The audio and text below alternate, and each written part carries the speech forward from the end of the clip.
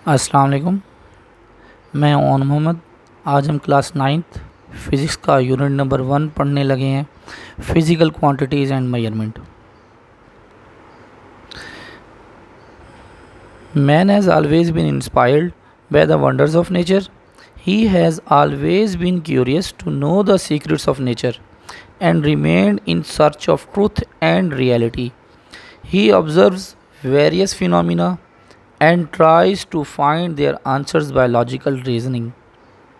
इंसान हमेशा से कुदरत के जो अजाइबात हैं उससे मोटिवेशन हासिल करता रहा है।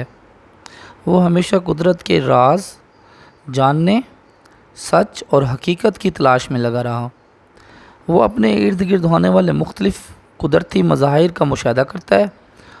ठीक है, यानी उसके इर्द गिर्द जितने भी कुदरती तौर पर होने वाले मनाजिर थे, चाहे वो बारिश का होना, उस ठीक है, आंधी तूफ़ान का आना, ठीक है, या बादल का गरजना, ठीक है, या जंगलात को आग लग जाना स्टार्ट में, ठीक है, तो वो इन चीज़ों को शुरू में ऑब्ज़र्व करता रहा।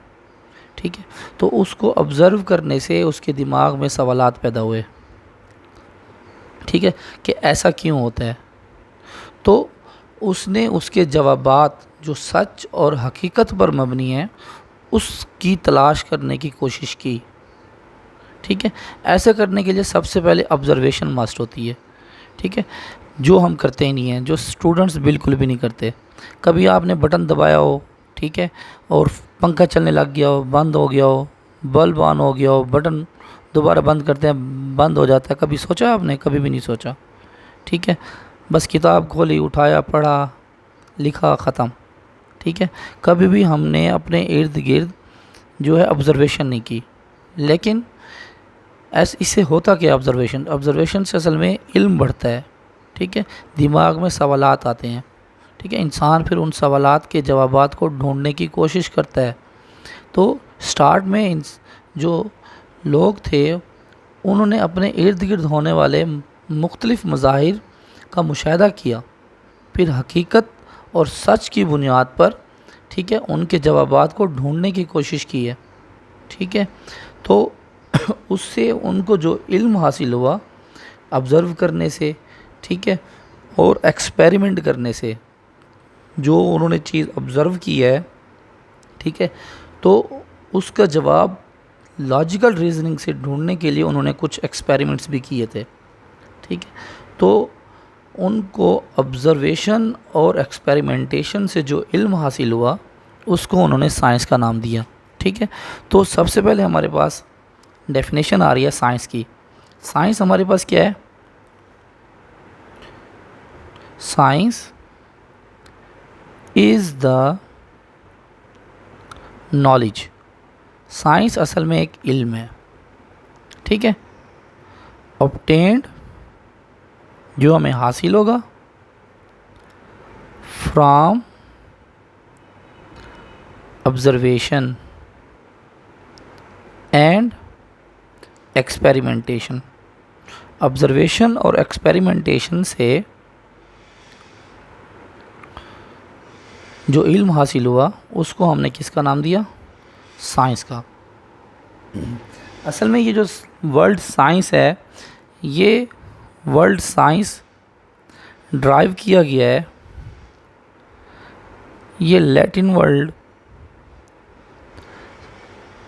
साइंशिया से। ठीक है, लैटिन वर्ल्ड साइंशिया से। इट मीन्स, इसका मीनिंग है नॉलेज।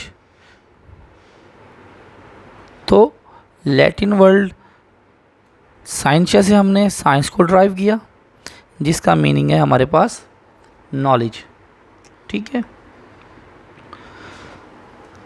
18th सेंचुरी से पहले हमारे पास जितने भी मटेरियल ऑब्जेक्ट्स थे, ठीक है, not until 18th century, 18th century से पहले all the material objects were discussed, उनको हम डिस्कस करते थे अंडर अ सिंगल सब्जेक्ट, उसका नाम था नेचुरल फिलॉसफी। ठीक है, यानी 18 सेंचुरी से पहले जितने भी मटेरियल ऑब्जेक्ट्स थे, हम चाहे वो हमारे पास लिविंग हैं चाहे वो नॉन लिविंग है, ठीक है, उन तमाम को हम एक ही सब्जेक्ट नेचुरल फिलॉसफी के तहत पढ़ते थे। मीन्स दैट उस वक्त physics, chemistry, bio, astronomy, geology, इनका कोई कंसेप्ट नहीं था। ठीक है, लेकिन जैसे जैसे इनका इल्म बढ़ा, इल्म कैसे बढ़ा? सोचो विचार से। ठीक है, जब इंसान सोचता है, ऑब्ज़र्व करता है, उससे उसका इल्म बढ़ता है।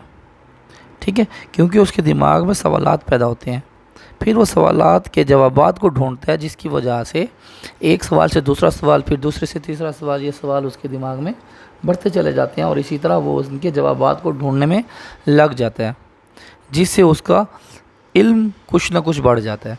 फिर उसी इल्म की बुनियाद पर, ठीक है, उसी नॉलेज की बेस पर नेचुरल फ़िलासफ़ी को मज़ीद 2 पार्ट्स में डिवाइड कर दिया गया।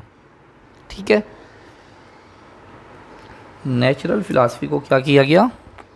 2 पार्ट्स में डिवाइड कर दिया गया 18 सेंचुरी के बाद।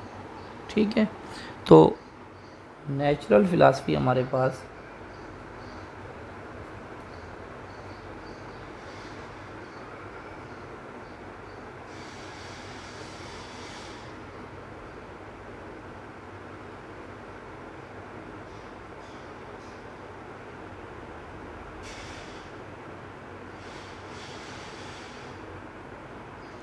नेचुरल फ़िलासफ़ी को 2 पार्ट्स में डिवाइड कर दिया गया। एक हमारे पास है फिज़िकल साइंस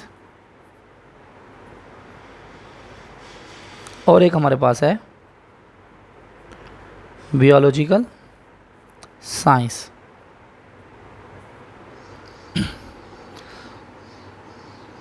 फिज़िकल साइंस क्या है? It deals with the study of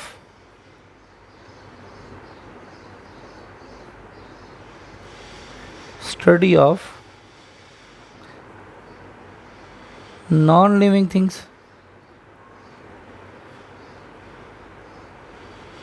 ठीक है, और बियोलॉजिकल साइंस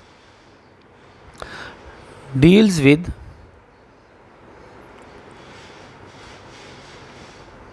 लिविंग थिंग्स। ठीक है, तो जैसे जैसे इल्म बढ़ा, इल्म बढ़ने की बुनियाद पर नेचुरल फ़िलासफ़ी को फिज़िकल साइंस और बियोलॉजिकल साइंस में डिवाइड कर दिया गया। फिर हमारे पास बियोलॉजिकल साइंस को हम यहाँ पर साइड पे कर देते हैं और अब हम उठा रहे हैं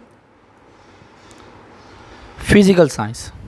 ठीक है, फिर फिज़िकल साइंस को 19th सेंचुरी में नॉलेज इंक्रीज़ की बेस पे मज़ीद डिसिप्लिन्स में डिवाइड कर दिया गया। 5 डिस्टिंक्ट डिसिप्लिन्स, 5 ब्रांचेस में हमने डिवाइड कर दिया। एक हमारे पास है फिज़िक्स। ठीक है, एक हमारे पास केमिस्ट्री,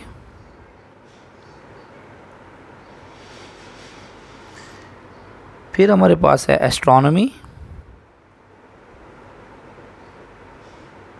फिर हमारे पास जियोलॉजी, एंड देन हमारे पास आ गई मेट्रियोलॉजी। ठीक है,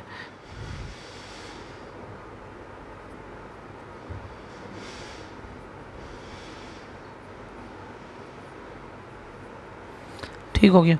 ये 5 डिस्टिंक्ट डिसिप्लिन्स 19th सेंचुरी में हासिल हुए। ठीक है, फिज़िकल साइंस से।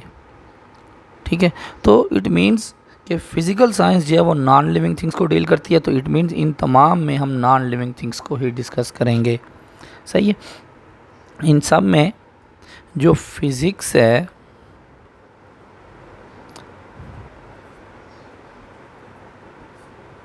वो सबसे फंडामेंटल हमारे पास है। The most fundamental of this, इन तमाम में सबसे जो हमारे पास बुनियादी अहमियत का हामिल है वो हमारे पास क्या है? फिज़िक्स। ठीक है। Physics, chemistry, astronomy, geology and metrology, इन तमाम में फ़िज़िक्स का कोई ना कोई अमल दखल लाजमी है। ठीक है। फ़िज़िक्स असल में है क्या? फ़िज़िक्स हमारे पास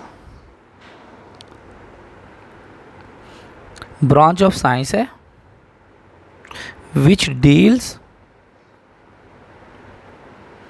with study of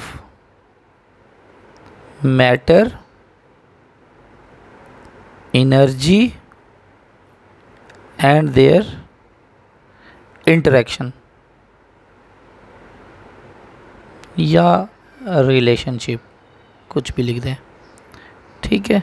तो फिज़िक्स हमारे पास मैटर, एनर्जी और उनका आपस में क्या ताल्लुक़ है, इस चीज़ के बारे में पढ़ते हैं हम फिज़िक्स में। ठीक है। और सवाल ये आता है कि हम फिज़िक्स पढ़ते क्यों हैं? Why we study physics, why we study physics.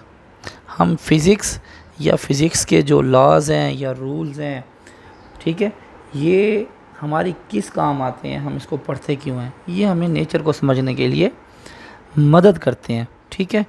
जो हमारे पास लॉज हैं, the laws and principles of physics helps us to understand the nature को समझने में ये हमारी मदद करते हैं। ठीक है। इसके बाद हमारे पास ब्रांचेस हैं फिज़िक्स की, उसको डिस्कस करते हैं। तो सबसे पहली जो फिज़िक्स की ब्रांच है वो देखते हैं कौन सी है।